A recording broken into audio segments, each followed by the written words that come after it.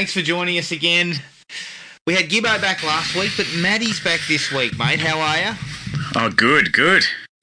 You happy to be back for this particular episode, or, you know?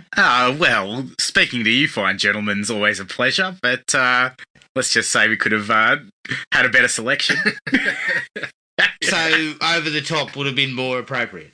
Well, arm wrestling would have been way more entertaining. Yeah. Well, look, we're still in Stallone town. We decided to go with a back-to-back Stallone with one of his, how do I put it, his difficult period. Yeah. His difficult period in the late 90s, early 2000s. And this is 2002's D-Tox, which is also known as ICU. But before we get into that, let's do a quick whip round. Matty, what have you been watching recently, mate? I'm still working on Cobra Kai. Loving that. I've watched The Bump, which is about like teen pregnancy. That was a good laugh.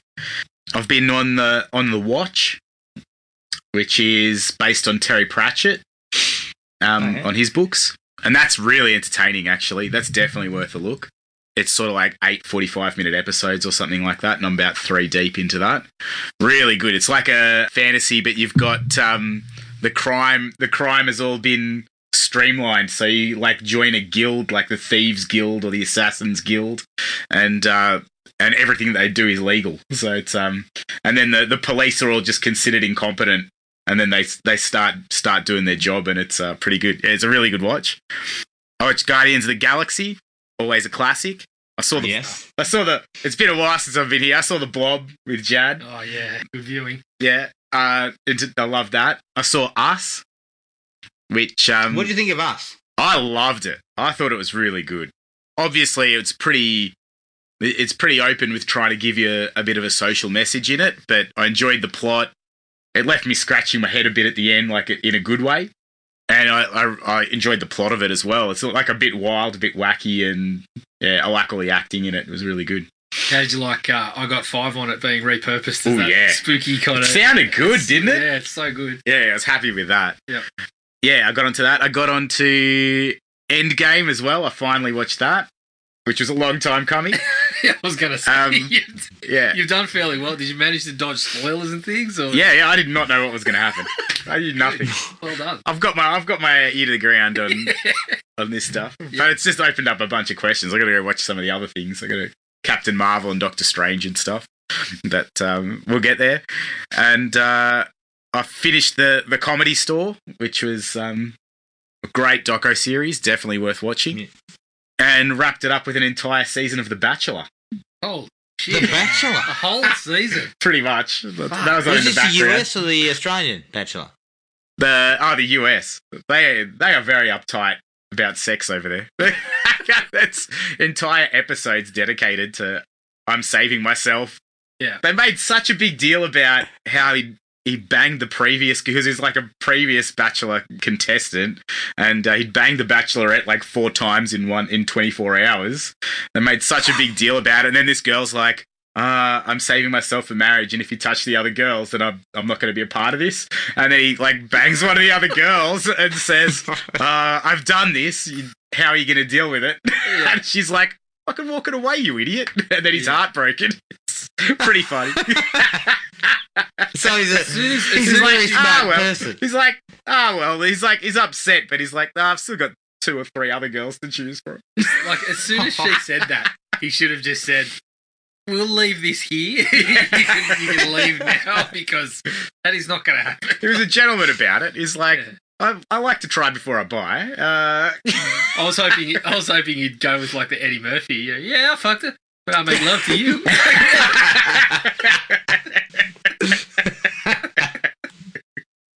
Yeah, but that's me. That's my 2 months. That's 2 months for me. Fuck, talk about resilience to be able to get through the whole season. Oh, look, that was it. They do little things to appease the men. There was an episode where this girl that was saving herself took him to Auburn University, and they got Charles Barkley up on the jumbotron. Oh yeah, I would have watched that one. They managed to fit an NBA player in every single season. It was Jaylen Brown in the last season, giving love advice. I definitely trust him. Yeah. But, yeah, it's good. Yeah, it's yeah. good. If he's talking to me about how to slam dunk, then I'm listening. He knows of love. He knows of love.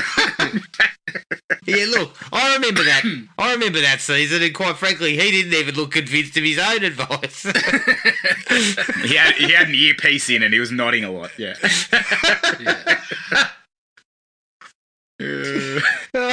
So that was everything, mate. So you finished. Yeah, you pretty finished much. strong. That's the stuff I can remember. Yeah, it's been good. So, Jared, what did you get onto? Right. So I managed to get through it quite a bit, actually. So me and Matty actually caught Wrong Turn. Oh, yeah. The day after I spoke to you about it, we settled in for Wrong Turn at the cinemas. Didn't cost us $84, thankfully. It was. I got stung at the car park, though. I was like, it's you blokes need to pay attention. 12 o'clock at night. Just let us out for free. I was going to knock the bar So they off got the you barrier. too, mate.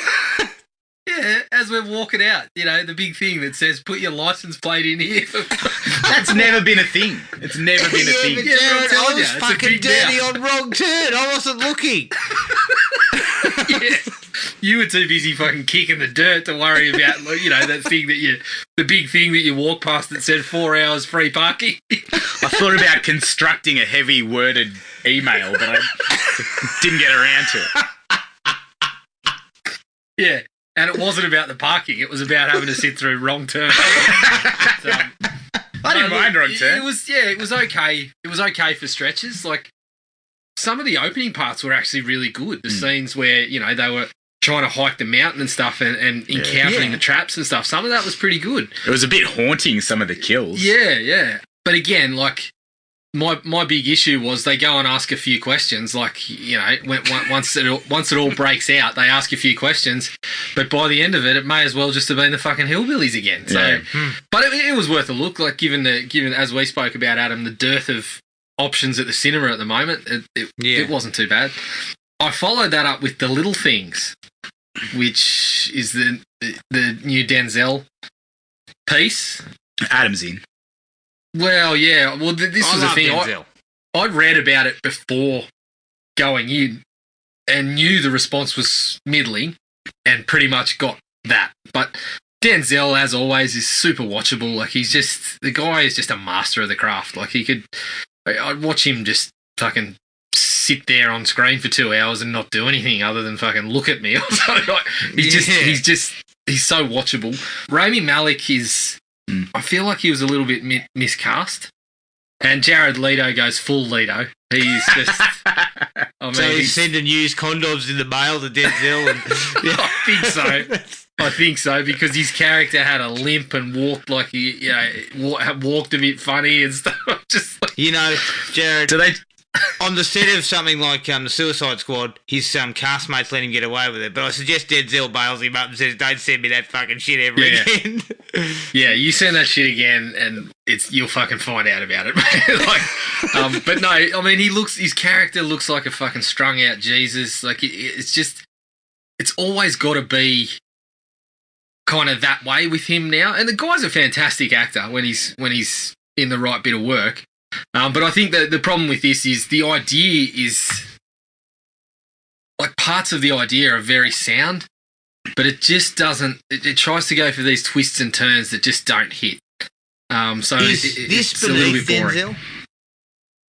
Oh, look, I could see with a little bit of a tighter bit of writing work and a twist that actually hits, it would have been right up his alley. Like the grizzled cop that's, he's not actually, he's a deputy now, but was a hotshot detective, which it starts to unravel why that's not the case anymore. Yeah. So the idea was interesting. Like early on I was in, but it just kind of kept on going without really feeding much more to you about what was happening. And then when the twists start hitting, they don't really twist all that much. So Right. yeah, it's okay. Again, there's not much else on, so if you want to pay $85 to go and see a movie, Adam, you could probably do worse. So maybe don't get the pizzas this time. You should go for a $15 hot dog instead. Well, just a tip for all the players out there. the pizza tasted like I was eating the fucking box. So I may as well have eaten the box. Yeah, my hot dog Shocking. sort of tasted like I got a little bit of hot dog with a fucking bowl full of mustard. So, well, Jared, that's not hooves and assholes. It's just assholes. I don't know why their goal is to serve the worst food possible. I know, and charge as much as they can for it. Like if you have the hide to charge $12 for a hot dog, at least make it a fucking decent hot dog. Like it's not that How hard. can you fuck up a hot dog? Give me a little bit of bacon on there. A little bit of bacon. You get a bunch of rolls from Coles. Yeah. Some sauce. Yeah, fresh ones next time, if you please. Like it's not that hard. It's in the same building. Yeah, it's 2 minutes walk. Christ. And I mean, if you really want to push it, Baker's Delight is right next door as well. So we could that'd kill the Just profit walk margin. next door to Rashay's. Do a deal with fucking Rashay's. Yeah, they did, well, but they went to the dumpster at Rashay's. I'd like to get through the 2-hour runtime without shitting myself, Adam. So they better skip Rashay's. Hey, I won't hear that. I shouldn't be so harsh. I had a schnitzel with a lasagna on it there. Yeah, that's right. I do love a bit of Rashay's. Don't talk to me about Rashay's, mate. I had a burger there that went, as soon as it hit my lips, it was coming out of my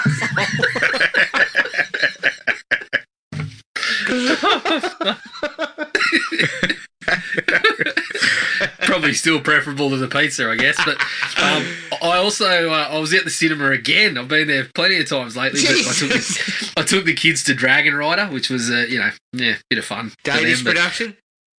It was actually. I think it was another one that they're sneaking out while Pixar hasn't got anything in the cinemas, trying to find a foothold in there.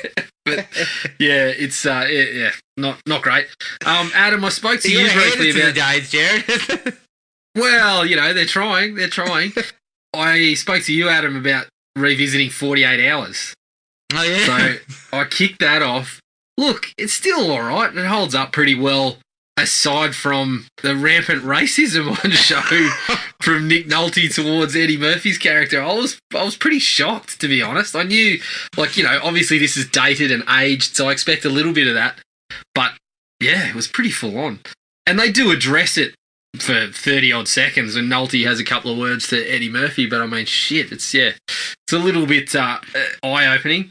And I'm planning on kicking off the second one, as they added a whole shitload of Eddie Murphy movies to Amazon in the wake of Coming to America showing up next week. So they've put the original Coming to America, they've put the 48 Hours movies. Metro popped up. I'll get on Metro. Metro's also on Star.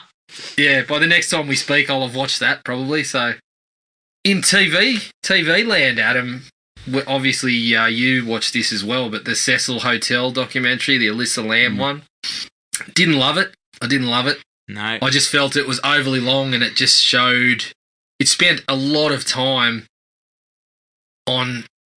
It just felt bloated. Like, some of the stuff about the hotel in general and its social standing was actually relevant and interesting.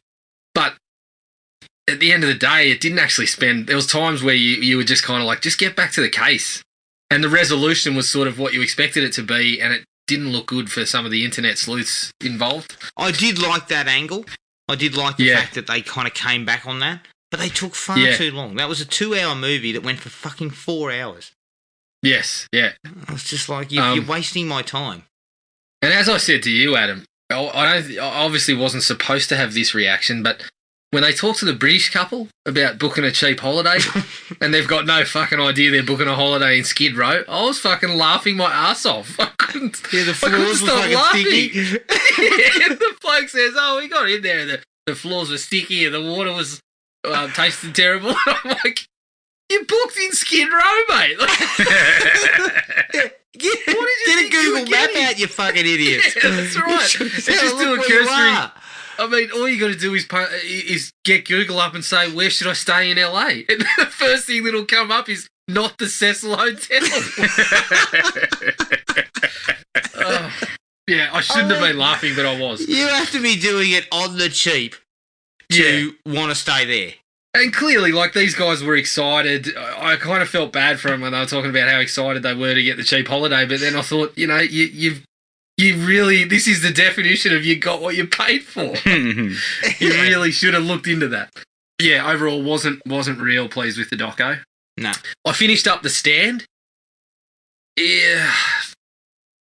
It's hard to... Look, I would check it out, and I enjoyed it. I definitely enjoyed it. But it's got a lot of warts. A lot of stuff that... And I haven't read the book, but I am familiar with the book. I've got my copy in there ready to rock and roll after I rewatch the 94 series, but I'm familiar enough with it to know that they should have spent more time. There's some characters that just feel totally rushed. Like, some characters get a whole episode and then another one just gets just flies by, but they're supposed to be sort of important. And by the end of it, you don't even really get a sense of why Randall Flagg is scaring everyone. There's only really fleeting moments. But it looks pretty sharp. It's definitely got some things to like about it. Some really good performances. I thought Owen Teague was excellent. James Marsden is very likable. Greg Kinnear is really good. Joe Barnadepo is really good. But honestly, wait till you get a load of Ezra Miller as the trash can man. Fucking just there's going to be memes and gifs, and I mean, if you watch it, you said us today with him gyrating. No, that was Randall Flagg. That was Randall Flagg cutting the rug. Jesus. But Trash Can Man, honestly, joygasm. As soon as you see Trash Can Man, you won't be able to stop saying, "Excuse me." It's fucking ridiculous. It's absolutely ridiculous. But anyway, if you're a Stephen King fan, it's essential viewing, really. So just for comparison's sake, more than anything else, I started watching Clarice. Oh, yeah. First episode was okay, other than the fact that they quite clearly can't use Hannibal. So she continues talking about the residual issues from Buffalo Bill, but there's never a mention of Hannibal.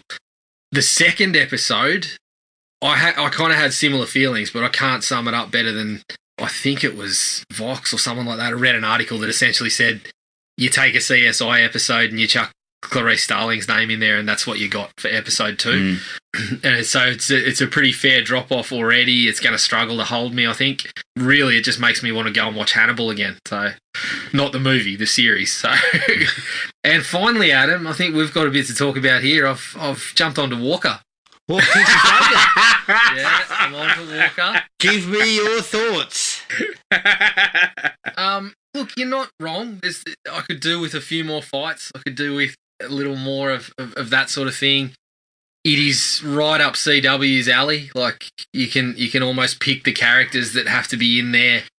But that said, I'm into it. I cannot wait for 7 o'clock on a Friday when Stan drops the latest episodes. You've forgotten the beard. Is there an uncut version I didn't see? Well, probably well deserving of an early renewal in my book. Fuck off. No, look, it's like as I said to you the other day, it's like the TV equivalent of like a home cooked stew. Like it's just comfortable. You know what you're getting, and sometimes you get the mix of the herbs and spices right, and you have a taste, and you think this is fucking beautiful, and you're pretty happy with yourself. I'll put it to you in another way, Adam. It's like a Florida Georgia Line song. It's not for everyone, and sometimes you listen to the lyrics and you say, these blokes are fucking idiots. But then you'll find yourself singing the chorus for the next, 3 to 4 days. So. Yeah, look, I'm not going to lie. I did watch the most recent episode, and it was better. They're sort of digging into his background as an undercover police officer. Yeah. Which I thought was okay. And it sort of, again, gave us a little bit more of him character-wise. The show is really a character piece. It's not an action show. Yeah. It really doesn't do much in the action stakes.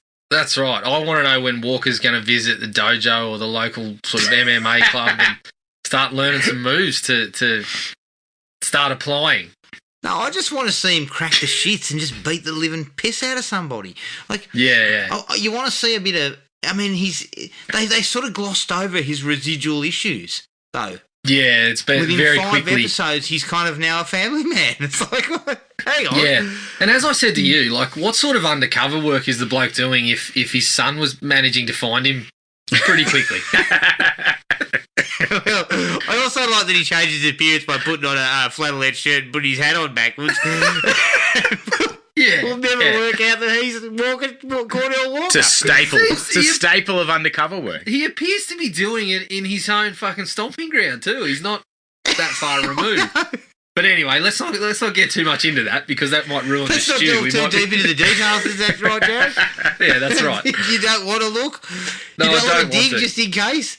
Yeah, I'm okay with Walker doing on top work. He's not doing undercover work, that's for sure. So yeah, I can live with that. Look, it's not as bad as I first said, but it's certainly not quickening the pulse. No, not really. You know? Is that everything for you? That was it. All right. I watched Cecil Hotel, didn't like it. Unfortunately, Netflix has now gone 0 for 3 on true crime docos in the last 2 months. You know, Yeah. The Ripper was very average, The Night Stalker was very average, and this one is very average. Take a break for a little while, fellas, and actually find something interesting or an interesting angle to go with one of these. Because you're just trotting out the same old shit. You know, it's pretty boring I agree. stuff. You're still dirty from Unsolved Mysteries, though, Adam. Yeah, Yeah, me too. That's included in there. That's 0 for 4 then, because that was shocking. I mean, I need to see a bloody Bigfoot in a fucking suit. Some bloke roaming the streets in the suit. Yeah, that's right. I mean, they gave us the touch of, you know, they teased us with the Alien episode, and I thought, fuck, we're going to get a sea serpent or a Bigfoot any episode now, and we got nothing. Where's the Kraken? Yeah. Give me Lake Poga Poga or some shit like that. I'll be wrapped up. Yeah, so I did Walker. Yeah, all right. I'll tell you what, I'm circling Jared to go down the comfort stew route. I'm circling the Equalizer. Yeah. I don't know if it's any good or not, but I will give it a run. I'll report back next week. Yeah. If only because I think it's, so from what I know, it's going to be based on the old TV show, right? So it's not going to take cues from Denzel's version. So you've already lost points there. But I mean, it's all the same shit because Denzel was exactly the same as the guy in the TV show. No. Series. It's not the same shit. It's not Denzel. So you No, okay. Well, without Denzel, you've lost points. But that's right. What I mean is CIA. You know. Yeah. Ex-CIA, all that sort of jazz. So it's the same type of plot. Look, if the Equalizer blows something up in the first 15 minutes, I'm in. Yeah, you'll drop Walker like it's hot and you'll be under the Equalizer. Take notes. Yeah. Okay, I watched Brooklyn Nine-Nine. Oh, Season yeah. 7. I did too. I loved it for the first 5 or 6 episodes, and then it kind of fell away. And you can kind of see why they probably need to wrap it up. Yeah. It's losing its luster. They're forgetting about characters. They're leaving guys, characters that we enjoyed sitting around twiddling their thumbs in episodes. Raymond Holt still gets plenty of laughs for me. Yeah. He is the absolute MVP. But the show's losing a bit of its luster. And I grew tired of Boyle a couple of seasons back, and he's at his absolute worst here. Well, as I said annoying. to you, the second Boyle started talking about Nicolage every time he opened his mouth, it just ceased to be funny. Mm.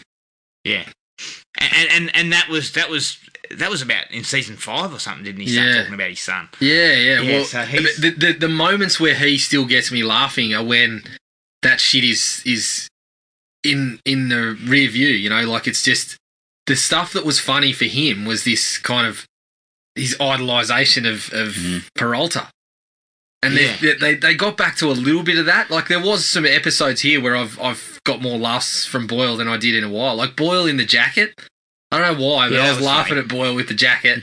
That was good stuff. But I think they pushed it over the top. It reminds me of, as you said, we've spoken about the janitor in Scrubs. Instead of being that little bit of amusement every now and then, they realised, we're onto something here and ramped it up. It was the same with, Arrested Development, 3rd season of that just goes to hell. Phoebe in Friends was the same. Or the quirky character will just ramp up the quirk and put it on twice as much as it used to be on. Like, yeah. And it's just not, it doesn't hit. Like, Boyle's better when he's just kind of like coming in little doses. Yeah. And joining what's going on. But when they start kind of focusing on him, and I also got tired of these constant episodes of, we're doing a, they had the Halloween heist, and then they had other fucking stupid episodes back to back where they were doing something, that they needed to find something out, so they needed to do something a little bit dusty, and it's just kind of like, well, fuck, you're just repeating yourselves. Yeah, some of those episodes in previous seasons have been great, but it's a little bit tired. I watched a film that came on called Red Dot. It came on Netflix. The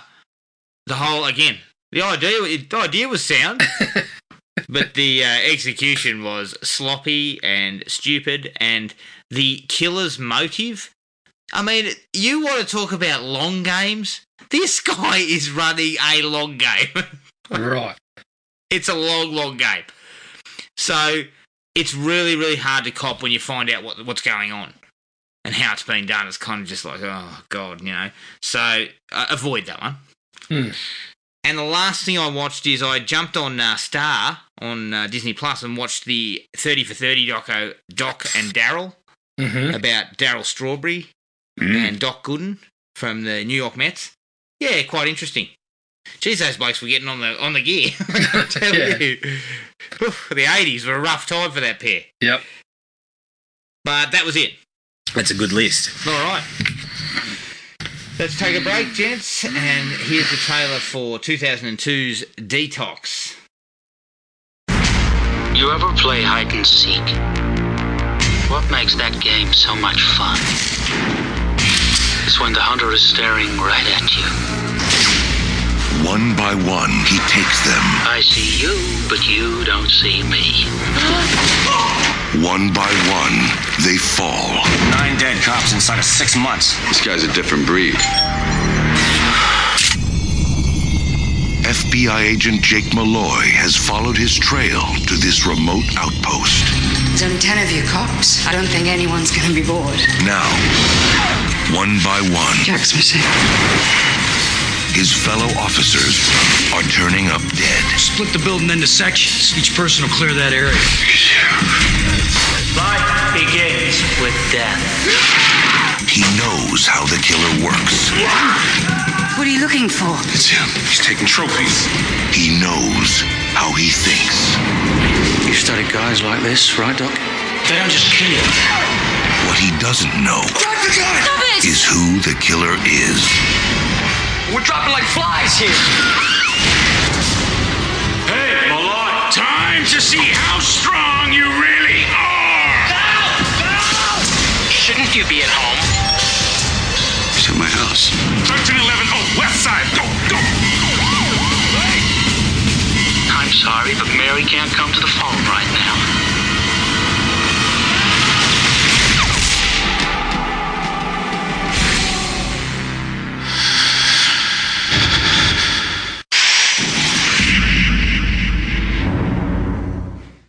D-Tox, a.k.a. ICU, from 2002, directed by Jim Gillespie, who directed I Know What You Did Last Summer, produced by Karen Kehela Sherwood, who produced Inside Man, and Rick Kidney, who produced Shooter. It's written by Ron L. Brinkhoff, who wrote The Guardian, and it's based on the novel Jitter Joint by Howard Swindle. It stars Sylvester Stallone as Jake Malloy, Charles S. Dutton as Hendricks, Chris Christopherson as Doc, Jeffrey Wright as Jaworski, Tom Berenger as Hank, Stephen Lang as Jack Bennett, Robert Patrick as Noah, Courtney B. Vance as Reverend Jones, and Sean Patrick Flannery as Connor. The budget was $55 million, and the box office was 6.6 worldwide. Oof. Sylvester takes a hit. Jesus Takes a hit, Christ. all right. Jeez. Bruce Willis, Mel Gibson, John Travolta, and Nicolas Cage were all considered for the role Oh, of imagine Jake Nicolas Malloy. Cage in this. Who would have spiced it right up? Oh. Yeah. All right. If it was I'm all gonna of them in a dive in. room, imagine if they were all the ex-cops. That would have actually been Sweet now that you say it, Maria. you've got McLean, you've got you got Riggs. Rambo, you got Riggs. That would have been Oh, And imagine you know that. what? All those characters would have been alcoholics. Nicolas Cage is the LAPD chick that was like smashing the coffee machine. yeah. I want to see it. No, Cage would have been his character from Snake Eyes. Oh, yeah. Yeah, because he was a drunk in that too. It would have fit right in. All right, I'll go first here because this was my pick, and I told you, Joe, when this turned up. I mean, I know you're now ruining the day that Netflix picked it up, but I said when this turned up, we are watching it. It's Yeah, going on can here. you write a strongly worded email for me? I can sort that out. I feel like you should pay us $7. Yeah. Look, To have watched it. once again, I say it, but a decent idea with a talented cast is just squandered Yeah. by a film that seems to be. There's no suspense. There's no thrills. It kind of feels all disjointed. Mm. I think, obviously, production history is quite, I believe, troubled. But the characters just do the dumbest possible things. I mean, there's one particular point, and I'm probably getting ahead of myself, where one of the characters has been outside in a blizzard and advises us that he was looking for fucking footprints. Yeah. Like, how? Yep. It's a blizzard, you knob. So, and the final reveal of who the killer is, I just shrugged my shoulders and kind of said, who's that guy? Yeah, pretty much. So, I gave it 1.5. Yeah. And I think I might be being a good bloke here. No, well, I was actually, I was going to go a 1.5 to a 2. I'll probably stick with a 1.5 as well. You're right, the idea should work. I mean, it has like shades of The Thing, but all these guys that are locked in here, I mean, like you said, you've got SWAT, you've got cops, you got FBI, you got, I mean, Canadian bounties. Yeah, not, you know, I don't want to go into spoilers, but those people should have fucking figured out who the killer was within about 5 minutes. There's that much experience and sort of varied expertise in there that they should have picked up on it. But anyway, They would have been grilling each other yeah. to the point where they'd know this guy's not a cop. But the idea is still something I would like to see done well. The fact that it's, you know, the troubled cops are all in there, but they should all have their skill set still. It should be slightly impaired due to substance abuse and whatever, but they should still have a skill set there. So you should be in for a really tight sort of cat and mouse. If there's action sequences, they should be right up there. You got SWAT team members, you got all these people that should be punching on regularly. So, but we spend our time fucking watching Sylvester mug and mope, and it just doesn't. You don't get any of that stuff. Mm. So, yeah, the issue that it's so boring, despite a fairly solid idea, is where it all falls apart for me. It's just it's boring, which is the biggest crime. So yeah. Matty? It felt a lot like a 2002 movie. There's a lot of things I don't understand a lot of the editing in it. Some of the shots don't make sense, but I guess we'll talk about that later. The motivations for all the characters is kind of a bit weak, and they end up doing it in a Bond villain's. The house is like Draco from Moonraker. It's like his house. I don't understand why it needs to be set in there. I just found the whole thing a bit ridiculous. I had never heard of it, and by the end of the movie, you'd already forgotten the ending. Yeah, you wish you'd never heard of it. It was silly. It was such a silly execution of a good premise. Yeah. So I So found what it. did you give it?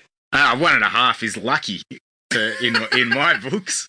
Yeah, you're lucky, Sylvester. I watched it last week and I can't remember the ending properly. It was a turd. I watched it today and I can't remember the ending properly. It's not. It doesn't leave much. It doesn't leave much for you to really ponder on. 6 million is generous worldwide, if you ask me. Yeah, that'd be one of that'd be one of Sylvester's sort of biggest hits, wouldn't it? Like, as in like financial. In that period, he's copped a hit financially. Like he's lost a lot of money there. I can't. Yeah, think it would have probably been.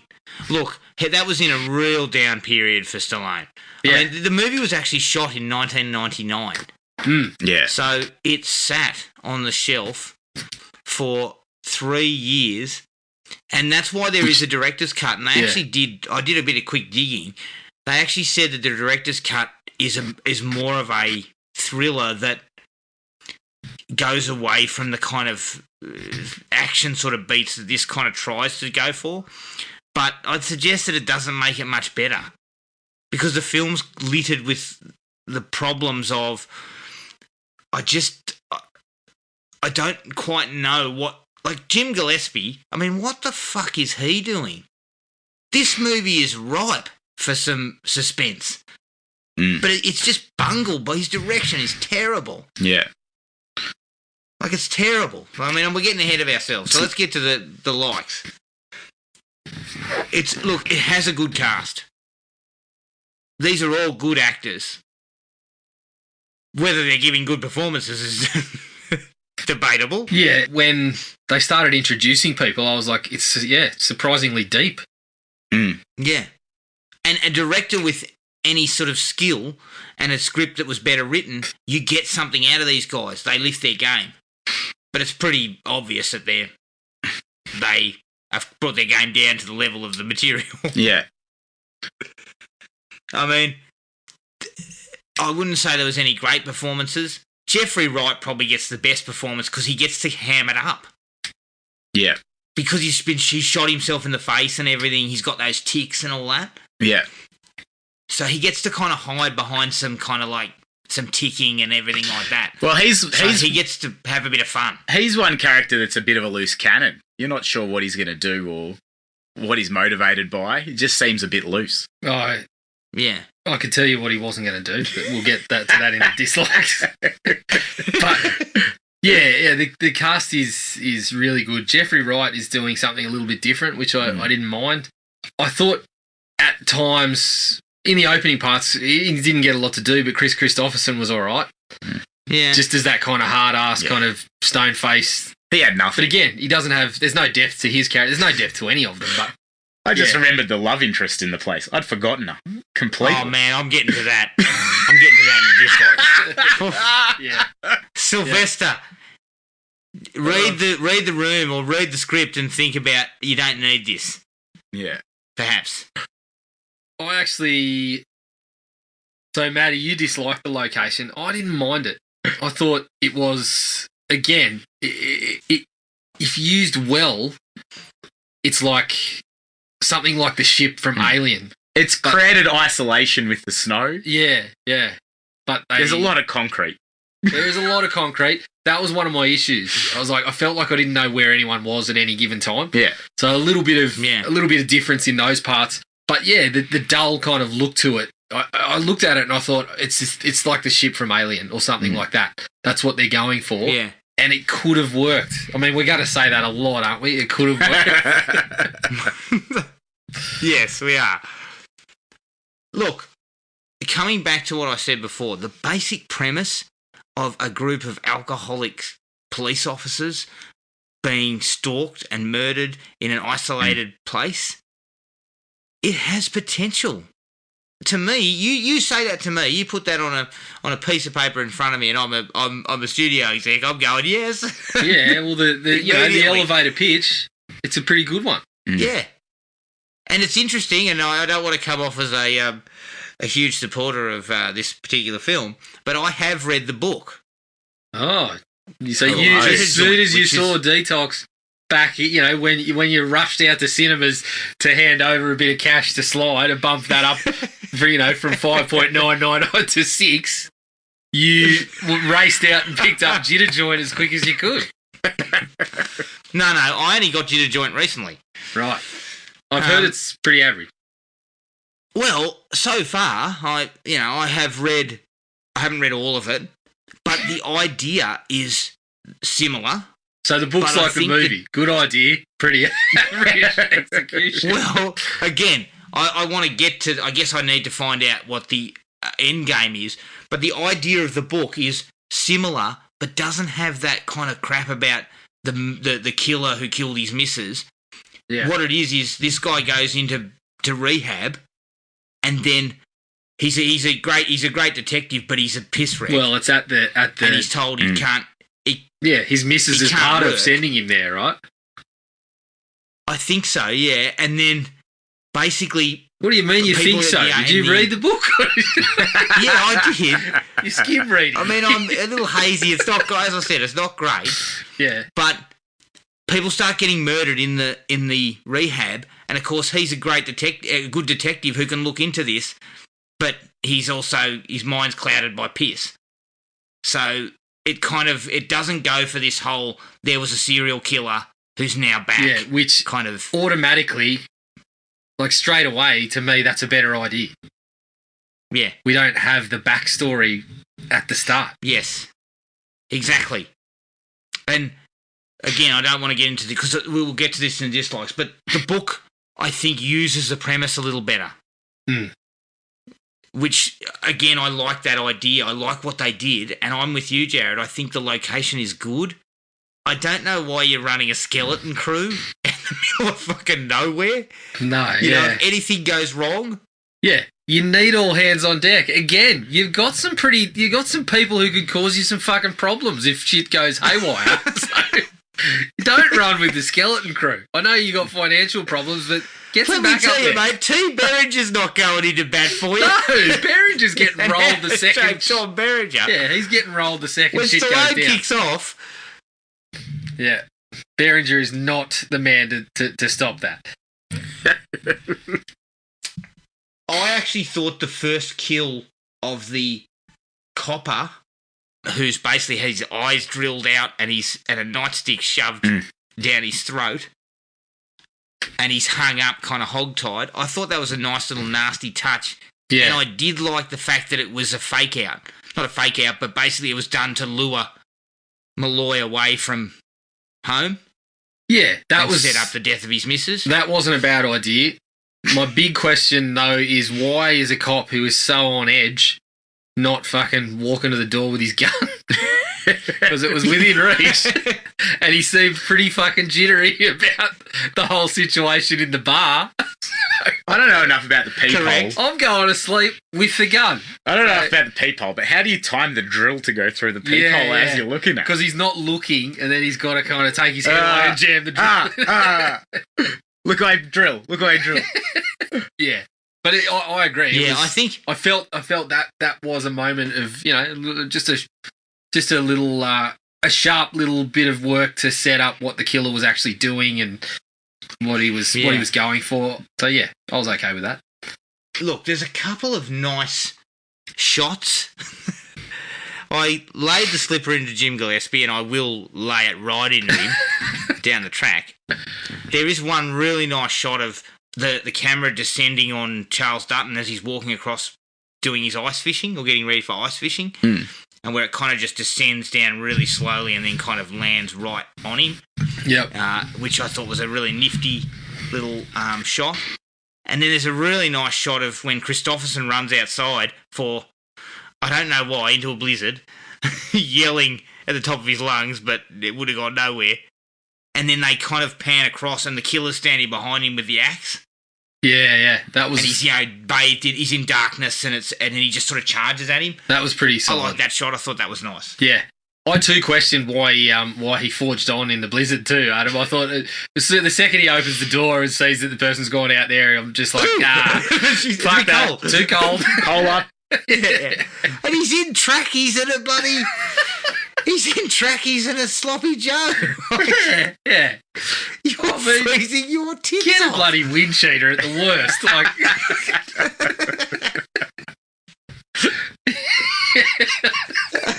Yeah.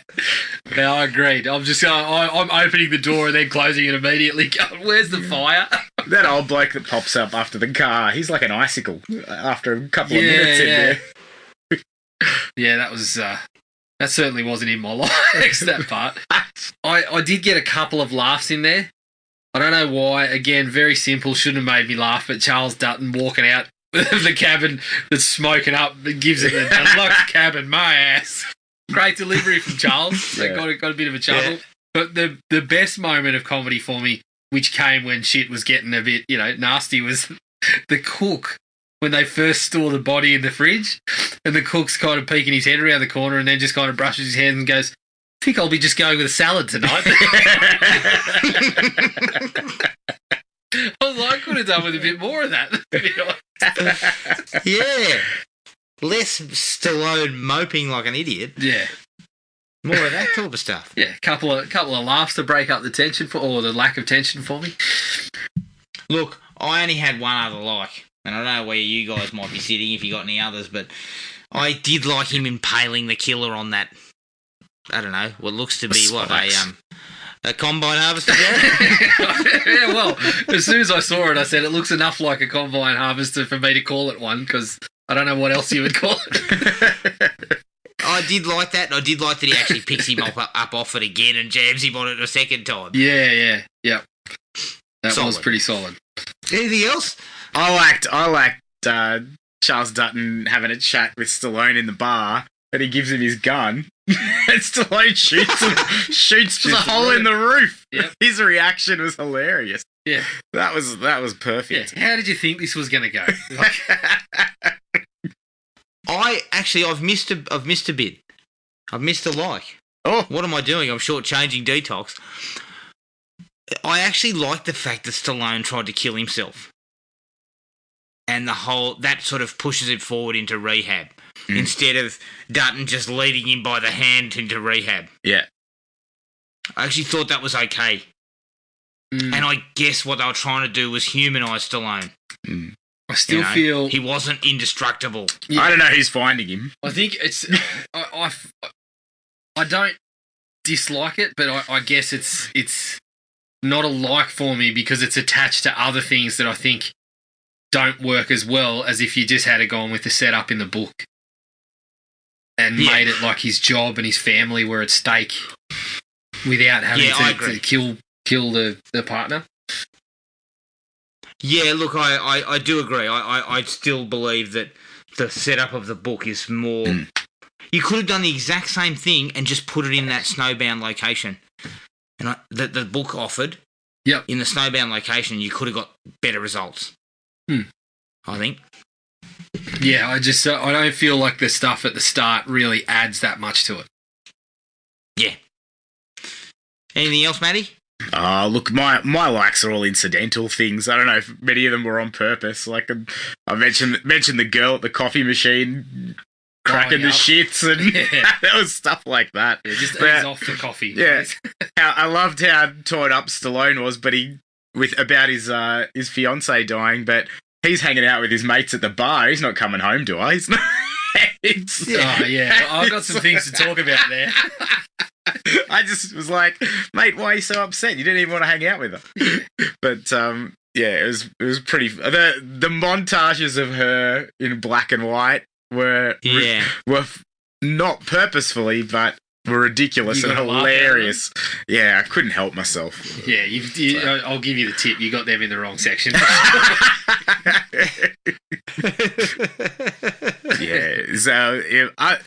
Other than that, there's not really a lot for me to like in there. Yeah, there wasn't much. It earned its 1.5. Yeah. Yeah, we earned it well, I'd say. All right, into the dislikes. Now, I said I was going to give Jim Gillespie a fair old kicking, and it's no surprise that the bloke has made 2 films since he made this. Oh. He wrings absolutely nothing out of this. Nothing at all. Yeah. Yet the tools are there to make something quite tense. Even if the script was shit. Yeah, directorially, you can do something with it. Yeah, I just I had a lot of problems with. I mean, this might just be me. I'm a bit of an idiot, but I I couldn't tell. There was times when I couldn't tell which character was which because they all seemed to be wearing similar fucking jackets and clothes. And I couldn't tell, as I said, I couldn't tell where they were in the locations a lot of the time. Timelines didn't make sense. Well, you could tell, like you could something. look at it and you say, right, they're in a hallway, so you can guess this is where the rooms are, or they're. But that's not the point. It's like I should know this. Yeah. That's what you're supposed to do as a director. You're supposed to make that sort of stuff pretty clear to us, right? I shouldn't be looking at the characters going, and I know it's not easy because the setup is that they're in a blizzard. It's going to be hard to see in a blizzard, but it's a movie. I should know which character he bumps into or which character he finds dead. Like there was a couple of times the one towards the end where he bumps into one of the blokes that's left previously, I was like, which one was it? I had no fucking idea who it was. Well, there was one guy who's running out there on his own near the end. Yeah. And they call out his name, and I'm like, who's this guy? Yeah, who is it again? Yeah, I'd already forgotten. Like, I just felt that from Jim Gillespie's part, that was where it really fell down. But as you said, there isn't even any real tension or scares.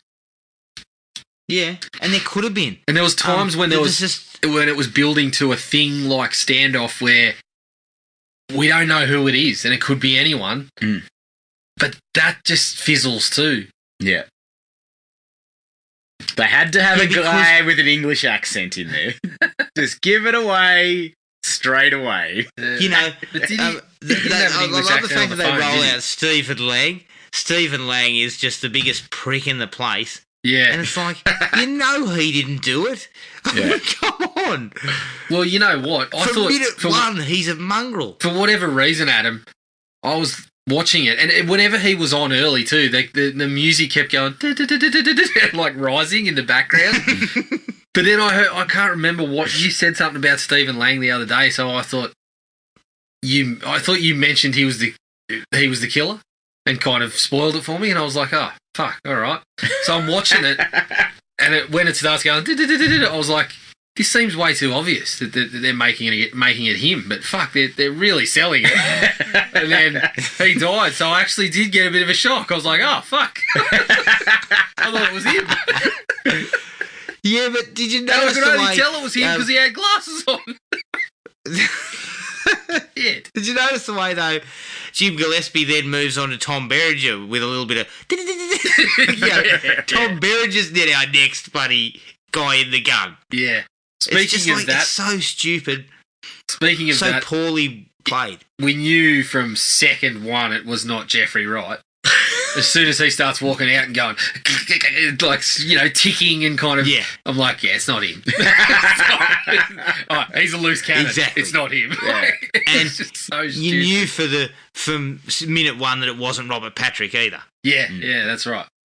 Because he was such a blowhard and that it was like, oh, no, and it's not just because, like, you know, you got the kind of the stereotype sort of setups from those guys, but they were so shallow. There was just nothing for any of them that. Yeah. I was pretty confident in saying, especially with those two, yeah, definitely not them. Yeah. I was also fairly confident because it was a Stallone flick from the 90s, definitely not the woman, because it's going to be a fairly important role, so it wasn't going to be given to a woman. That would have been a nice kicker. Yeah, well, that it was her. Yeah. Talk about token roles, that was one. So, yeah, and it was. Yeah, just sliding back to Jim Gillespie, there's a sequence at the start where Malloy chases the killer, you know, in the, I guess it's what a bloody an old abandoned apartment block or something. Yeah, the old warehouse looking thing. And it's got potential again to be creepy where it's dark and he's being stalked and they don't know where each other are. But it's shot just so haphazardly.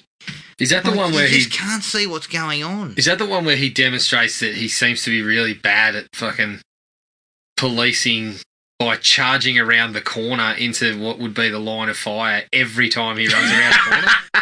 He keeps charging around the corner and going, yeah! And just kind of starts firing away. It's like, well, if the guy was waiting there for you, you've already done your dash, mate. It's like, you've done your ass there. Yeah, that was that sequence.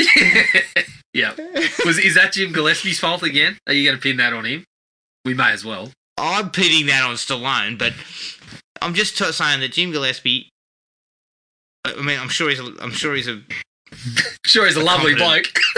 He's probably a lovely bloke. I don't know. Shit But director. the fact is, this is ripe for a director, even of, decent director with a shit script like this, to still make some of it pop when it comes to a little bit of cat and mouse and a little bit of scary shit. And, the setting alone is enough. But this guy just kind of fucks it up. He just ruins it. Mm. And, I don't care if he says to me, Sylvester kept telling me what to do. Well, you tell Sylvester, just go and do your job, mate. That's when you Let me do leave. mine. That's when you leave. You take your cash and you leave. And George P. Cosmatos is handed the role and says, "I'll do what you like, Sylvester." Yeah. Although I believe he Just may have tell me passed what away to by do, that point. hadn't he? Sylvester. No, I don't think he had passed by then. Oh, right. They could have punched this one out. Yeah, he could have ghost directed another one for Sly. Andrei Konchalovsky or bloody Albert Magnoli. Come on board. Yeah, someone will do it. Get somebody. Well, someone will put their name to it and let Sly do it, I should say. Let me throw this name at you. And I'm spitballing for directors here. But Wes Craven could have done something with this. Oh, definitely. Yeah. Definitely. He could have done something really nice with this in terms of a creepy atmosphere and some scary shit. I mean, at the time, the greatest working director of the 90s, Gregory Hoblet, could have squeezed something out of that, couldn't he? Gregory Hoblet would have killed this. Yeah, absolutely. We'd still be talking about this, Jared. Oh, yeah, I wouldn't have stopped. I mean, Fallen, Frequency. Yeah, Fallen's got to be on here. We've got to get it on shortly. Yeah, we've got to get to that. It's also got the luxuries of having Denzel in it. Correct. It's an automatic selection. All right, sorry. Let's get back to it. Thankless roles would be the word I'd use for the actors.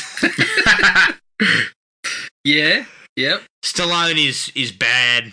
Christopherson gets nothing to do. With back on Stallone, Robert Patrick's he's terrible. acting. He's acting his little heart out when he's about to propose to his girlfriend. Oh. It's so funny. What about his mugging at the bar with his buddies? Oh, yeah. He's trying so hard to be The the guy. mood changes so quick. Yeah, he's trying to be the guy that's like, I'm one of the fellas, and it's quite obvious you're not one of the fellas anymore. Part of brass, yeah. So yeah, I don't know, he was very inconsistent. Would be a word possibly. Yes. And his romantic performance Ugh. with the little monkey. Yeah, what's that Jesus. about?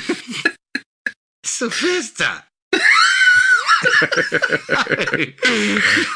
Why are you getting that job done that night? No, definitely not. She was very As soon as obliging. you're sleeping in the guest room.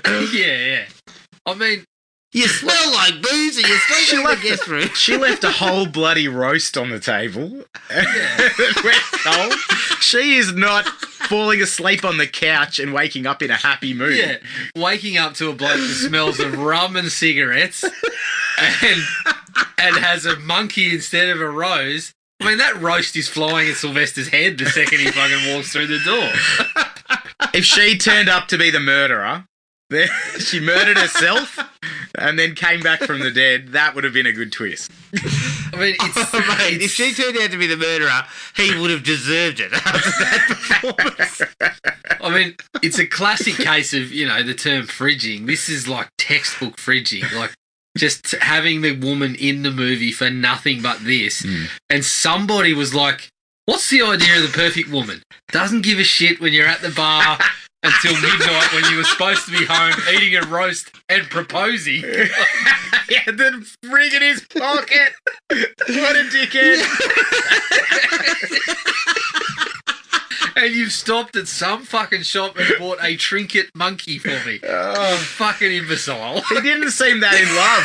He buys the expensive ring, but he's like, I guess I'll pay for it. Yeah. You know what? That entire sequence is shot from that was Stallone's in Stallone's mind. but in reality, he crashes through the front door, picks up the roast with his bare hands and shoves it in his fucking gob. Yeah, she was asleep. He was dreaming. And he walked on a whole roast because he's fucking so pissed. walked into the room with his dick out of the zipper and said, "I got you a monkey." Yeah. He didn't propose. He fell to both knees and then collapsed face down.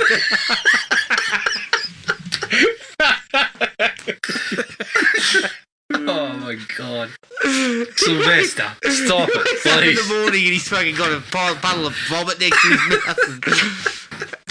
Yeah, that's how it would have gone down. I can tell you. Yeah. It wouldn't have gone down in the way Stallone pictured it.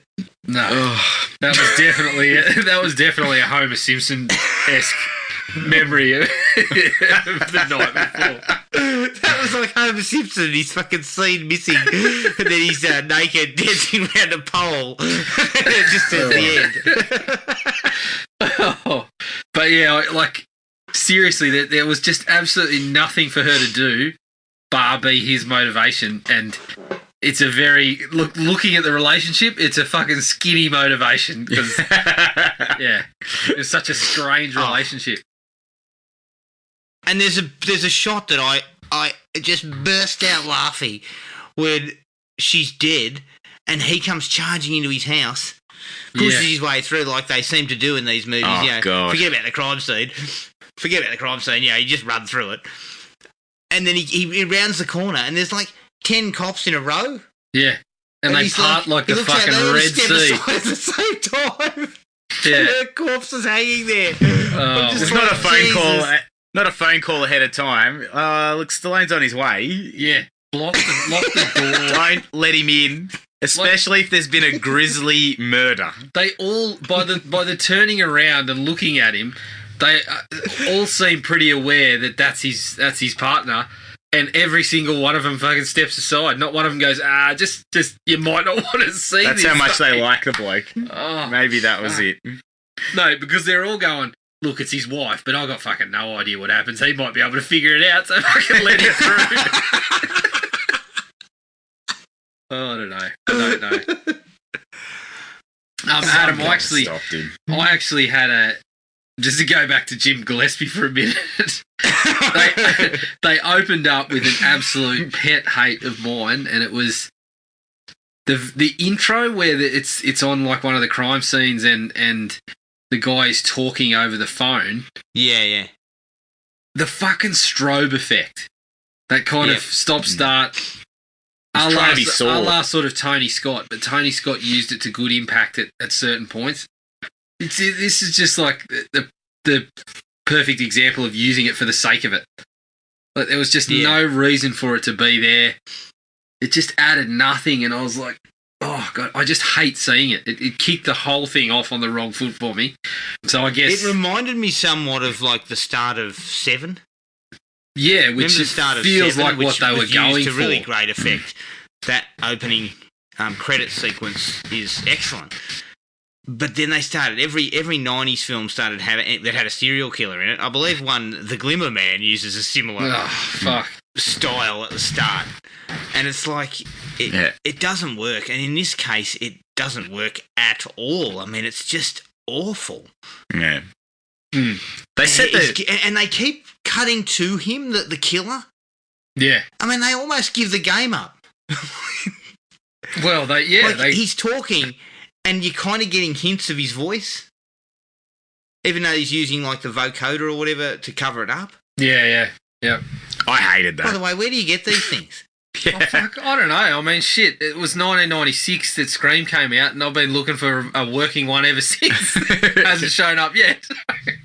No, I remember getting one for a specific thing I was doing for a birthday, and you couldn't understand it. I'd whack it on and it'd just be garbled noise. Yeah. Yep. Perhaps you should have bought the Scream 3 version, Adam, which seemed to be able to imitate everyone's voice perfectly. Well, I could have imitated anybody I liked. That's right. So it would seem. You purchased the wrong product there. You passed over that one and went for the cheaper version, and you got what you paid for. Exactly. Look, the film feels really disjointed too. Matty, you made a comment about this earlier on. there seems to be a lot of really short scenes that don't add anything, and then you just cut to another scene that kind of doesn't add anything, and then we cut to another one. They're really short. Yeah. Like, part of it is, like, that's where Chris Christopherson ends up disappearing from the picture. He's in 3 scenes, and they're all about 30 seconds long.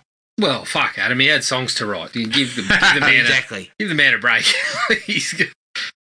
You're right. Again, he continued to remonstrate with producers after every take, going, "I'm not here to act, for Christ's sake." There was that. I'm a fucking highway man. There's even things between scenes that don't make sense, like the killer's 2 minutes away, or you're 2 minutes away from the house or whatever. The killer's got to clear out of the house in order it didn't make any sense. Or there's one shot where the killer's pretty much, he's got someone at gunpoint or whatever, pretty much. He's got them at his will. And then they cut away at somebody crying and then cut back up and he's holding a noose that just came out of nowhere. Like, there's, even within scenes, timelines don't make sense. Like, I'd like to see a breakdown of, like, the screen time too, because it felt like everyone almost, once they got in there, it felt like everyone almost got equal parts with Sly, other than, like, the cook and that. But you seem to see a lot of particular people in short bursts. So Chris Christopherson almost ends up getting as much screen time as the psychologist lady that is, again, seems to be, like, it's supposed to be that she's important, but she's barely on there. She's not. And then you get Robert Patrick for about the same amount of time, and then you get, like, it's just, and none of them get a chance to actually build anything. Yeah, there was too many characters. And then by the end of it, the preacher starts talking, and he starts to like take up a role of, like, this guy's in charge, and I'm almost like a right hand man. And it's like, well, where the fuck were you? Like, where did you come from? Yeah. Again, the characters, it's just used for red herring purposes. Like, Preacher starts talking and produces a knife 75 minutes into the film as a way to give us another potential killer. It's just like, well, you wait, like, don't even have him. And don't even have the bald guy that's barely in it and is killed after 25 minutes. Yeah, it felt like you could have tightened it up, cut a couple of those guys out. You still could have had enough kills in the runtime and tighten things up a little bit. Yeah. Like, someone was going to go early without a lot of screen time to kick things off, but it kind of felt like that happened to a couple of people. See, my way of dealing with it would have been cut a couple of those characters, right? The first death shouldn't be, like, the first body that's found, it should be the one that Dutton finds. So he then realises something's going on, but a storm has moved in. Then we kill Christopherson, and we put the leftover characters all at the mercy of the place is locked, closed in, and now we don't know who this killer could be. Yeah. Again, coming back to what you said, it should not be the guy who killed Stallone's missus. Like, that is just a shit fight. Yeah. Like, yeah, I don't know what it was meant to add. Problems. It's supposedly problems. It's supposedly meant to add, like, these heighten the stakes to it, but I would feel like if Stallone was the character that was really trying to kick the drinking habit to save his marriage and his job, that coupled with actually trying to stay alive would have been enough, wouldn't it? Yeah. And this is the classic example of a film being kind of Stallone-ified to make him still somewhat of a man's man. Whereas if you'd have gone with his job and his marriage are on the line, and then suddenly he's hip deep in an investigation of murder amongst a group of cops who are alcoholics, he could have been a guy who was flawed. Yeah, well, that's right. It just feels like... And we've talked about this in the past, about things like Last Boy Scout or something like that, that flawed character that kind of works when you use it right. Now, this could have worked. Yeah, definitely. I think the addition of that stuff at the start just kind of muddied things a little bit. Yeah. And just quietly, Joe Hallenbach would definitely have been in AA. Oh, fuck. He would have been first bloke. He would have been a permanent resident. They would have been able to get rid of the bloke. Yeah. Oh, Hallenbach over there, he hasn't been able to kick it for 10 years. He's been in here for 10 years. Yep. I think that certainly was the way to go. The way I would have solved it, Adam, is I would have handed the script to G. Hoblet. And if he was unavailable, W. Craven was second call on the list. Yeah. Look, I seriously believe either one of those could have done a much better job with this. Oh, absolutely. It's just the problem is Stallone was still clinging to this Stallone as a hero. But this isn't a hero movie. I think it reeks of what you said. Like it sounds like the classic. Yeah, Sylvester's agreed to do it, which comes part and parcel with I look at the script and I put what I feel like putting in there. Yeah. And even the ridiculous one-liner at the end is unnecessary. Yeah. It reeks of 90s action. You know, the whole I see you and you see that's this. stupid. Yeah. Yeah, that was really bad. That was forced at the beginning and it was forced at the end. Yeah, pretty much. Yeah. It was just stupid. And again, it comes back to what you said, Matty, is the serial killer angle creates massive problems later because, I mean, the logistics of knowing where Malloy was and being able to ingratiate yourself in there. Think about what you would have to do to get in there. If his end game is to ruin his life, he pretty much did that. He's gotten him to a point where he's in a rehab facility in Minnesota or something, and I don't think he needs to chase him down and kill him. Or straight away, I'm like, this is a stupid idea. Why does he need to go in there? Wait till he gets out, torture him a bit then. Yeah. Wait till he builds himself back up, and then pull him down again if that's what your real game is, to torture this guy. Exactly, Matt. Not that I think that spot Christopherson's methods are very good. Give him a fucking TV. Come on. Yeah, come on. I mean, we need to watch The Bachelor here. We need to Don't take everything away from him. I thought Christopherson might have broken out the guitar. Oh, yeah, that's right. Who needs a TV when you got this? Group therapy like Ricky Gervais. That would have been awesome. I mean, I did not see one lick of actual assistance to these blokes. Yeah. That was the whole thing. This is the hard line. This is a cop that's helping cops. Yeah. But he's not helping them rehab in any way. He's just letting them yell at each other. I mean, it didn't even look like they had any reading material. Give them a fucking magazine or something. Something to do. Yeah. No, but we're going to lock you up in Castle Grayskull. The thing was, they were trying to... They rip out that scene early on of all of them sort of sitting around and having a bit of a discussion, but they needed some more of that to flesh characters out. They tried to do it in this really sort of haphazard manner. I will quickly give, Robert Patrick's a hothead and he's ex-SWAT. And, you've summed it up, Jared.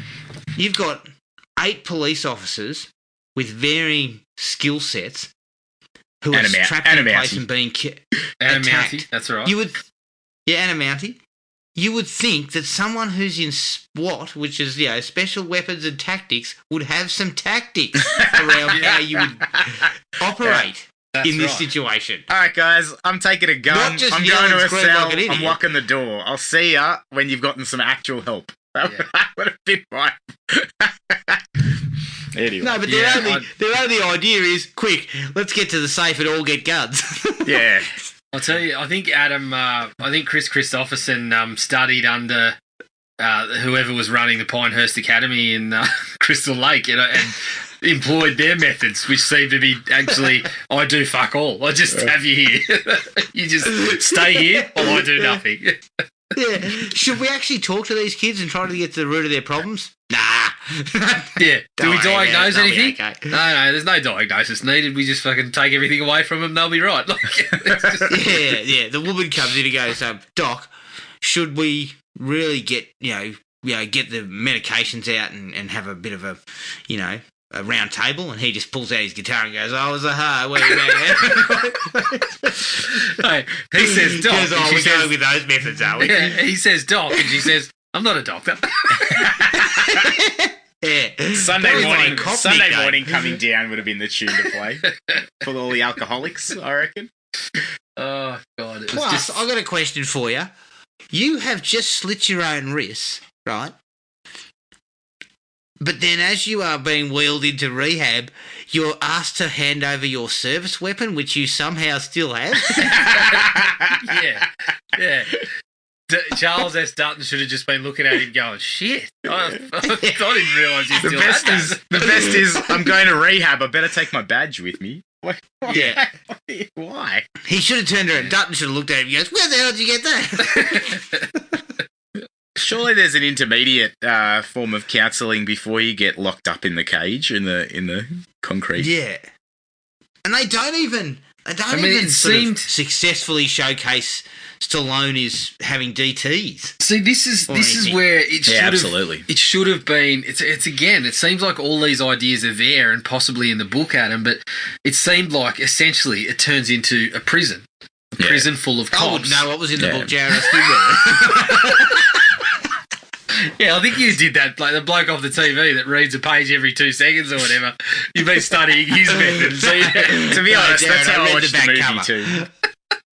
I read the back cover and I'm passing it off as alleged when knowledge. people come and visit, they say, "Oh, you're reading. What sort of book are you reading there?" You go, "Well, it's a book about Sylvester Stallone getting locked up in a detox unit." No, I think like it's all there. That stuff, as I said to you, they've all got their skills, but then they're stripped of the weapons and things like that. They're essentially in a prison by halfway through the movie, but it doesn't even feel like that. They just all this stuff is just lost. It's all muddied. It's all mixed up. None of it's fleshed out. So I don't know. It's just a strange watch in that sense that you see all this stuff there, but it's not there. Yeah. At one point, I noticed that as the film sort of goes further along and the blizzard starts heating up, and they're all finally let loose with their weapons, there are dead set 6 blokes outside. Yeah. I'm baffled. Like, stay warm. Fuck yeah. You're still safer Jim inside. Gillespie just gives us no touchstones as to who's where. Nobody's wearing any colourful clothing. Like, it's just ridiculous. You have no idea who these people are. You can't even tell who Stallone is. When he's out there. No, well, that's right. You know, and again, I don't want to kick Gillespie hard, but as a director, you've got to find a way to show us who everyone is. Well, that's exactly right. I mean, something as simple as putting their name tags on their chests. Well, look at would have been enough. Name tags. You look at aliens. You know, bandanas on the head. Different. You know, the headgear in those ones, which was similar, had their own sort of markings on them and shit like that. Like, just you got to find a way. Well, even something like Black Hawk Down, which is a film that basically everyone looks identical because they're all dressed the same. They have their names written on their helmets. Yeah. You know, so we at least know who the hell we're looking at. Mm. Yeah, that's right. So all you needed when they were in rehab was name badges. Yeah. Or different, just some differences to the clothing. Yeah. Anything. And if they're all in ski jackets, they're different coloured jackets. Yeah. I mean, chuck someone in the film is so dark outside, chuck you one couldn't of probably have tell. Chuck one of the lunatics in a sleeveless hoodie. They're the hard asses. They'll just sit outside in a sleeveless hoodie. Yeah. You know, send Jeffrey Wright out in a sleeveless hoodie. Something like that. They even go out in a crop top. Yeah, I just that bothered me the whole way through. It just there was portions because it was uninteresting. Like I was losing who the characters were because I wasn't interested in some of them, and then they were all dressed the same anyway, and you couldn't tell fucking anyone from anyone when the blizzard struck or when they were moving around the place. So yeah, it was. I mean, there was multiple times when somebody died and they showed the body, and I was like, which one was it? Mm. It happened 2 or 3 times. One of them was Robert Patrick when it was hanging up. I looked at it and I'm like, I'm pretty sure it's Robert Patrick, but I better have another look. Yeah.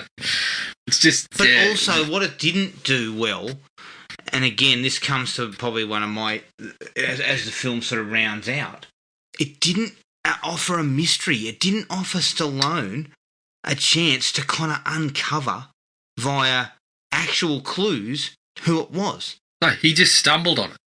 Yeah. He stumbles across a matchbook. Yep. And that's how he comes across it. I mean, Yeah, it's so that's it. lame. And it just meant nothing.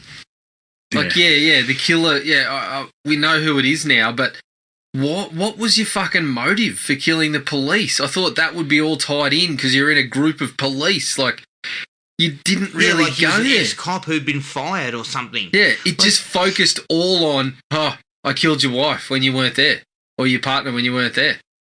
Okay, great. So what about the rest of it? Like, Why? Why did you do it? yeah. What was the purpose? Wasn't there a mention, though, that he busted him at some point?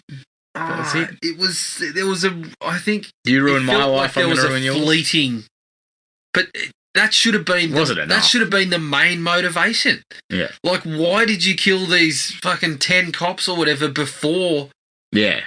And now you're in a unit of cops. There's a through line there, and it just was left hanging. But see, this is why the woman is the perfect killer. Her uncovered backstory could have something to do with a police shooting or something like that. I had a note. But you cut away the serial killer element. I had a note saying the only way to redeem this is if the old guy is the killer. Robert Prosky.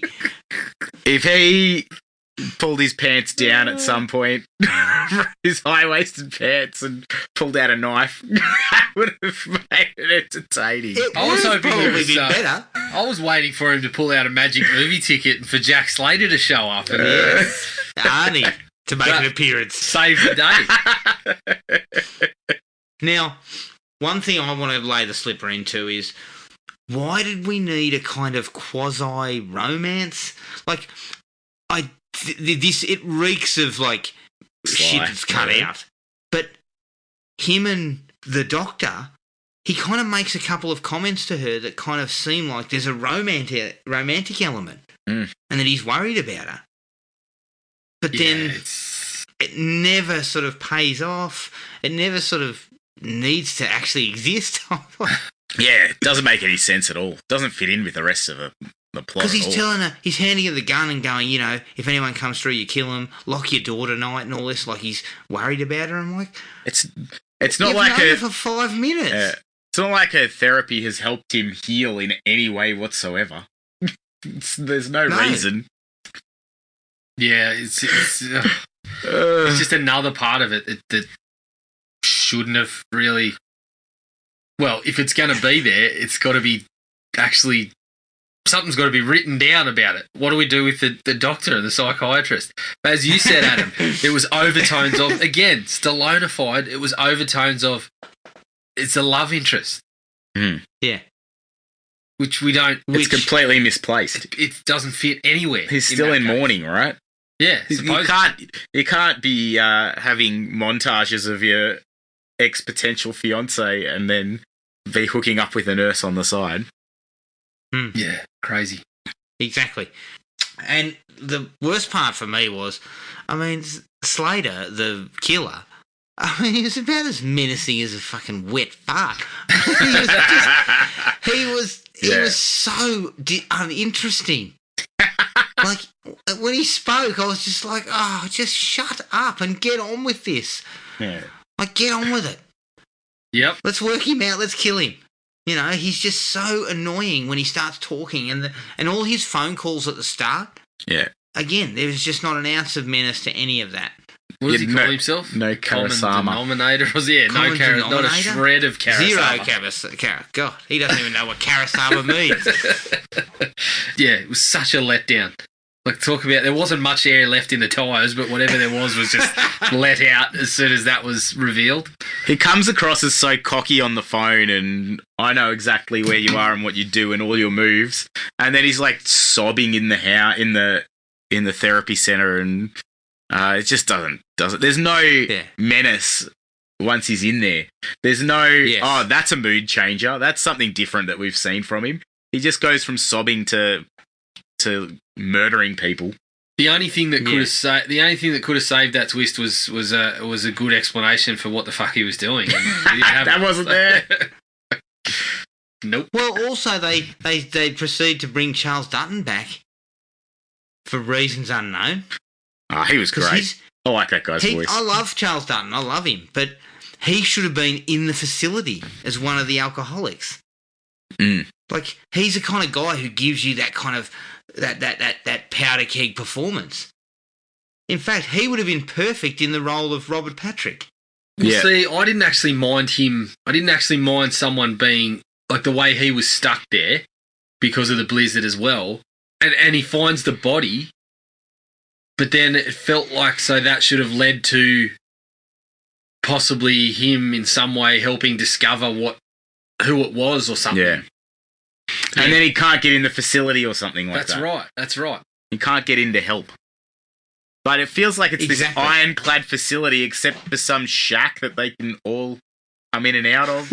So they create this complete isolation and then take it away as well. It's stupid. Yeah, they seem to be able to just move freely through some sort of tunnel system. And then Dutton just takes 2 seconds to get from the town back to the facility.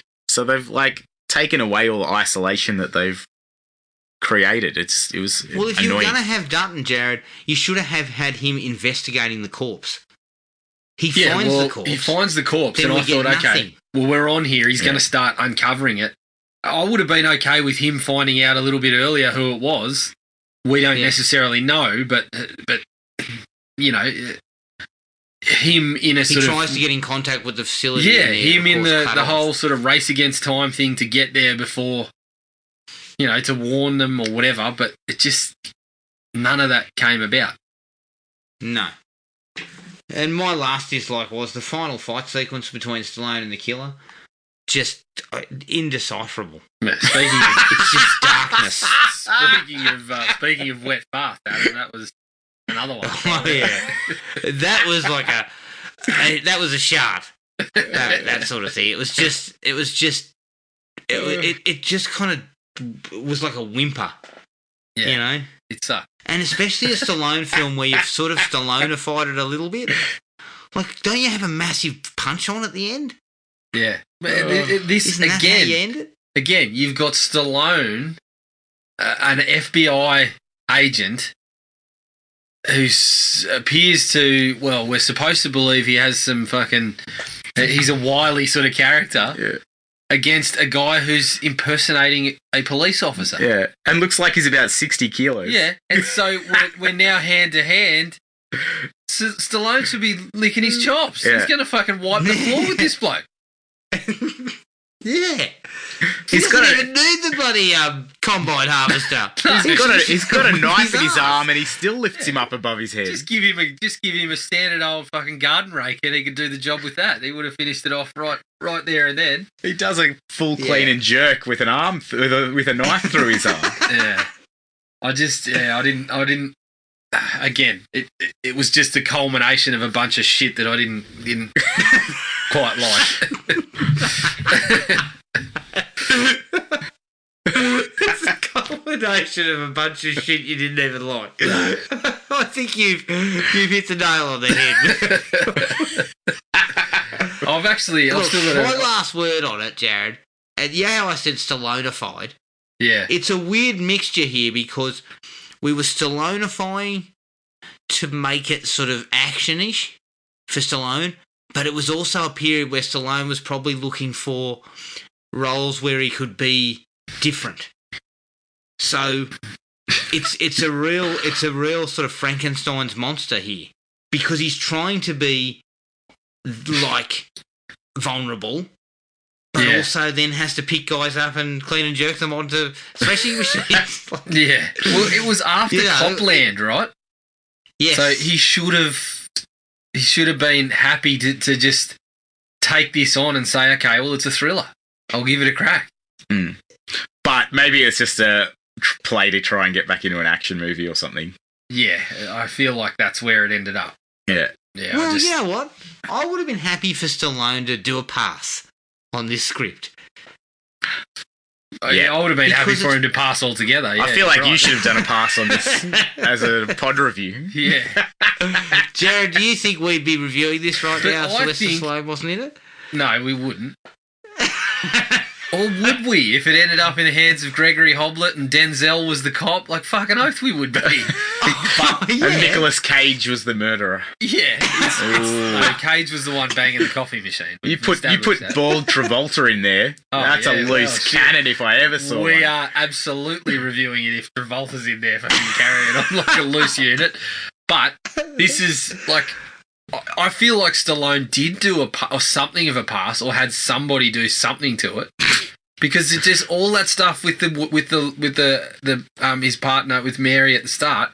That all feels like he's got his hands on it and added that. Does that feel like Cobra? I wish it felt like Cobra. I mean, if the fucking murderer had been clanking axes in the tunnel, I'd have been fucking rubbing my hands together. I want Clint Eastwood as the Mountie. It's just... Jesus.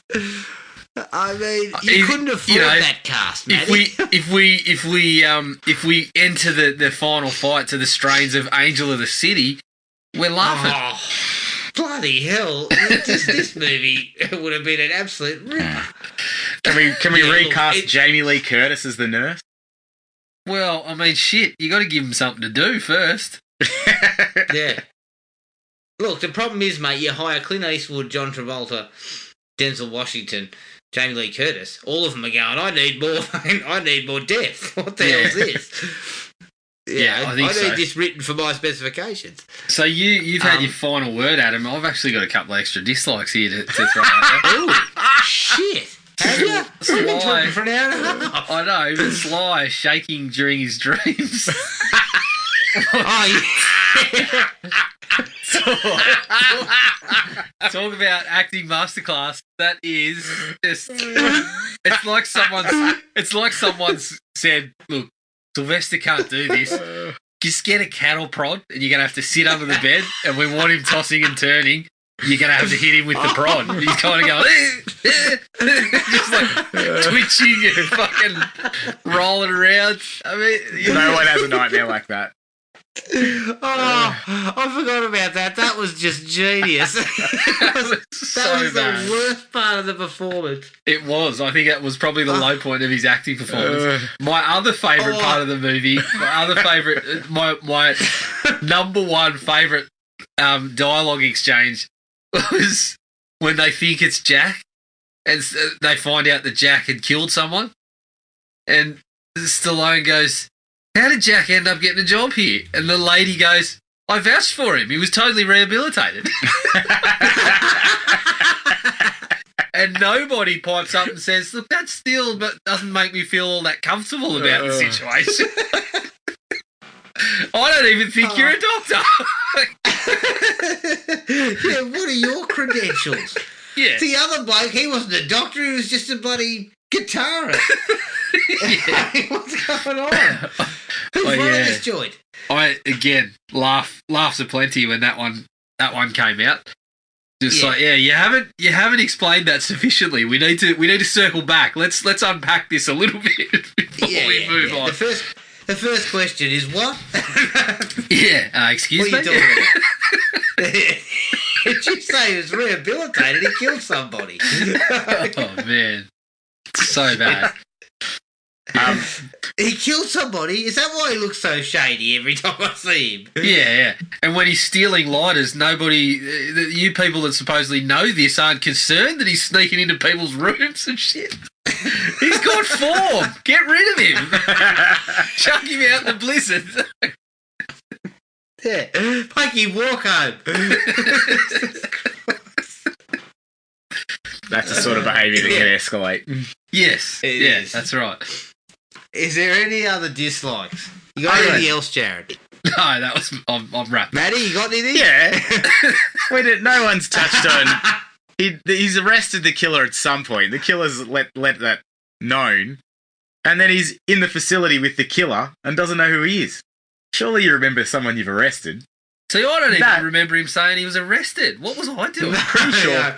I'm pretty sure that's what happened. That was his motivation. That to flew ruining his me. life. Yeah, no, that went way past me. Maybe I missed it. Yeah, I thought he was just hanging around the bar. I thought he was just a barfly that Sly had offended with his overly loud carry on at the pub. Yeah, and also Stallone. Yeah, look, learn how to chug a beer. Yeah. You tipped half of that Daniel shit. Yeah. Take it slow. If you haven't got the tip work, take it slow, mate. You are wasting grog. Yeah, we'll line up we'll line the beer up in a number of shot glasses if you need it. Like, you can just slam one after the other because you can't seem to get it down in a protein shaker. Yeah, that's right. We'll give it to him in a shaker. I missed that completely. I better watch the ending again I'm not watching the just to ending double ever check again. because his plan was fucking a schmozzle, and if that was actually correct, that Sly did at some point. Pretty sure that's what he said. Yeah, but I guess why the characterisation is that Sly's arrested everyone. He's arrested thousands. So of course you're just one of thousands. Of course I wouldn't remember you. I'd remember the English twat. Yeah. Though people are from all over the world. I don't understand. What is a Canadian doing in there? I don't understand it. Yeah, I that don't old bloke, understand it give either. him a bit of menace. Give him a bit of menace. Christopherson met him on tour, I reckon. He found him on tour and said, well, we've got a facility. You can come back and we'll draw you out there. I found this guy while I was gigging through Toronto. Yeah. I mean, that's why Christopherson's there in the first place. He's just finished up a particularly rough tour where he got shit-faced after every show, so he's drying out as well. Yeah, it was one of those mistaken identity issues where he walked into the place and the woman wouldn't let him speak and just assumed he was the guy who ran the joint. Yeah, you're the owner here? Yeah, it's a classic sort of rom-com situation. Yeah, so she's handed him the staffing sheets, and he said, well, we'll just hire a handful, and that murderer there, he looks like fit for a job. Give him a job too. Yeah, they've set it up beautifully there. Honestly, if I'm Sly, I'm watching my back with that woman. She hired fucking Stephen Lang and put buddy Chris Christopherson in charge of the place. Yeah, that's the sequel twist. Her judgment's clouded. You sure she's got a piss pot as well? Yeah, she was here when they got here. Oh man, there's too many questions about anything this. Else? Nah, that's anything me. else? No, it was horrible. It was horrible. Look, we need a cinematic This detox. was a downward spiral for Sylvester, and it was not good. It was a 6 to 7 year shit fest for Sylvester. Yeah, look, it was when this was the period where Sylvester took a steaming dump on his own career for a while. I mean, the fact that he hit rock bottom with Avenging Angelo, I think. Yeah. Which was in about 2005. 2002. Same year. Oh, shit. What a double. He's had a prick of a year, hasn't he? And, you want to know the two movies before that? Before D-Tox? Yeah. Driven and Get Carter. Ooh. So he's really, it was a rough patch. He hadn't had a hit since, God, probably Cliffhanger. Yeah, well, Daylight was 96. Daylight was a bit of a hit, but it was a hit overseas. Yeah. As opposed to being a hit in the United States. Prior to that, it was probably Demolition Man. 93, Cliffhanger 93, so... Demolition Man. That was 92 or something, wasn't it? Demolition Man, 93. That wasn't because of him. That wasn't good because of him. Where's Judge Dredd in there? Talking about a hit, I think Demolition Man actually made some money. Judge Dredd was 95, and that was not a hit. I don't think so, anyway. No, it made some money, but it cost a lot of money. Yep. It was a bad time for Sylvester. You pay top dollar for Amanda Sante. You do. You do pay top dollar for Amanda Sante. The bottom line is Sly had a rough patch here. I mean, he didn't get back on deck until 2006, which I think was Rocky Balboa. Was that 06? Yeah, I believe so. 06. What? So basically from 96 through to 06, he had a 10-year period of making absolute shit. Oh, dear. Oh, God. Yeah. I did not want to sum up Stallone's 10-year patch like that. Not good for the medal I think count. that's a fair assessment. No. Well, there was a Spy Kids movie in there, so that was probably half a hit. Well, that was a hit. Spy Kids 3. That one. Yeah. It pretty much was a 10-year run of just turkeys. Copland was 97, and he was in Ants in 98 as a voice, but yeah, it's not a pretty run for him. Yeah. It's not good. But look, that is D-Tox, aka ICU. So you can find us on iTunes, Spotify and Podomatic. Send us an email at thrillme@iinet.net.au. We're on Facebook at Thrill Me Podcast Australia, Podomatic at thrillme.podomatic.com, and Instagram at Thrill Me Podcast. Do us a favour and rate and review wherever you can. Now keep an eye on the Facebook page for details of our next episode. But until then, take it easy and we'll catch up with everyone later. Cheers. Find the podcast at Podomatic or on iTunes. Don't forget to rate and review. Like us on Facebook at Thrill Me Podcast Australia or contact us at thrillme, all one word, all lowercase, at iinet.net.au.